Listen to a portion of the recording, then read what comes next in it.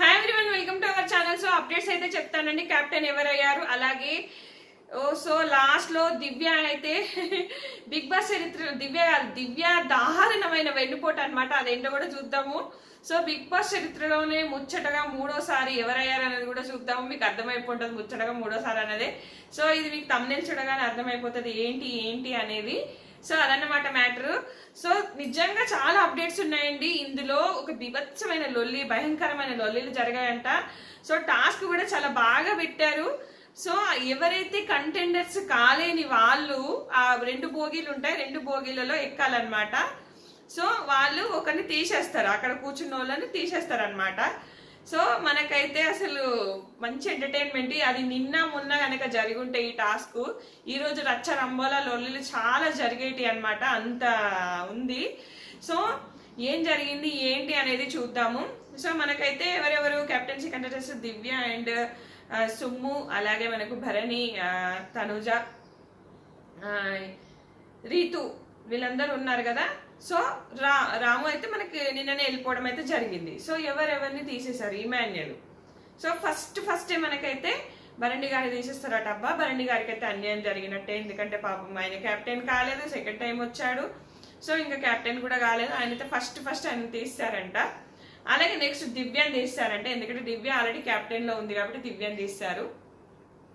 So మనకు ఇక తర్వాత సుమనన్నను కూడా ఎలాగో తీసేస్తారు. సుమనన్న ఆల్రెడీ కెప్టెన్ కాబట్టి వీళ్ళ ముగ్గునైతే ఫస్ట్ ఎవరైతే ఎక్కుతా ఉంటారో వాళ్ళు తీసేస్తారు.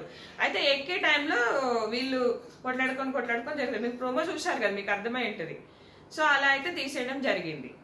సో మనకు లాస్ట్కు ముగ్గురు మిగులుతారు. ఎవరు? Rithu, Tanuja and Emmanuel. అయితే రీతుని సాయి తీసేస్తాడు. కరెక్టే కదా. సాయిని ఇట్లా 10 తలలో రావణాసులాగా మనకు ప్రోమో చూపించారు. ఎందుకు అంటే సాయిని ముందే సీక్రెట్ టాస్క్ ఆడి తీసేసింది. కోపం రాదా సాయికి? పాపం. ఎందుకంటే సాయికి, రీతుకి అండ్ వీళ్ళకి కొంచెం ఫ్రెండ్షిప్ కుదురుతుంది, బాగానే మాట్లాడుకుంటారు. పాపం సాయి ఏంటంటే ఏదో ఒక కంటెంట్ ఇవ్వాలని చెప్పేసి అటు మాట్లాడతాడు, ఇటు మాట్లాడతాడు, ఏదో ఒకటి చేశాడు. పాపం ఆయన నామినేషన్ లో ఉన్నాడు. అదైనా ఆలోచించాలి కదా. రీతు నామినేషన్ లో ఉన్నాడు, ఒక్క గేమ్ కూడా ఆడలేదు. దివ్య ఈయన ఏంటంటే గేమ్లకు భయపడుతున్నాడు. నిన్న మార్నింగ్ మనకు సంజన గారితో మాట్లాడతాడు.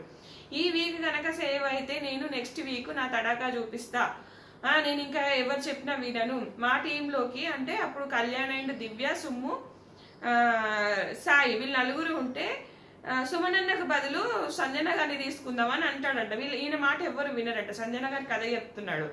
ఎవరు వినకుండా వాళ్ళ ఇష్టం వచ్చింది వాళ్ళు నిర్ణయం తీసుకున్నారు. కానీ నేను గట్టిగా అనలేకపోయినా, గేమ్స్ అంటే కొంచెం భయం అవుతుంది, ఓడిపోతే ఎక్కడ అంటారు అని చెప్పేసి నేను ముందుకు వెళ్ళలేకపోతున్నాను అని చెప్తాడు. కానీ నెక్స్ట్ వీక్ మాత్రం ఊరుకోను.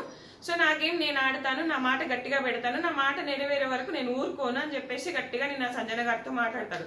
సంజన కూడా ఎక్సలెంట్ పాయింట్లు పెడుతుంది. సో ఇమాన్యుయల్ గురించి కూడా పుల్ల పెట్టబోతాడు. ఇక్కడ సాయి అంటే కొంచెం పుల్లలు పెట్టే గుణాలు ఉన్నాయి. అప్పుడు సంజన ఏమంటదంటే, ఇమాన్యుయల్ కి పవర్ అస్ట్రా ఉన్నా నా కోసం వాడొద్దని చెప్పాను. గేమ్ వైజ్ గా కాదు, మాది రియల్ బాండింగ్, మేము రియల్ గానే ఉంటాం. అలానే ఉంది సంజన. ఫస్ట్ నుంచి ఇమాన్యుయల్ కి సపోర్ట్ చేది, ఇమాన్యుయల్ సంజనకు. వీళ్ళు సపరేట్ బాండ్ అనమాట.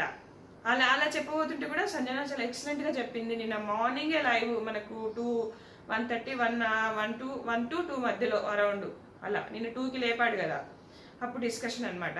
సో మొత్తానికైతే సాయికి అన్యాయం చేసింది రీతు. నిజంగా ఆయనకు ఒక్క గేమ్ కూడా ఆడలేదు పాపం. ఆయనతో ఈమె తీసేయడం వల్ల ఆ గేమ్ కూడా దొబ్బింది.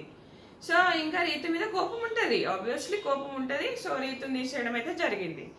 అయితే లాస్ట్ కు ఇమాన్యుయల్ అండ్ మనకు తనుజ ఇద్దరు ఉంటారు. దివ్య ఎక్కుతుంది. అబ్బా, దివ్య ఎక్కుతుంది. కానీ ఇక్కడ ఇమాన్యుయల్ ఆడే 2 times కెప్టెన్. 3rd టైం ఇప్పుడు ఎవరు కావాలి? తనుజ కావాలి. ఇప్పుడు తనుజని తీసి పడదొబ్బింది. ఇది పగ, ఇది ఏలినాటి పగ, ఏలినాటి చెల్లెలెక్క, ఏలినాటి ఎప్పటి నుంచో రగులుతున్న పగ అనమాట.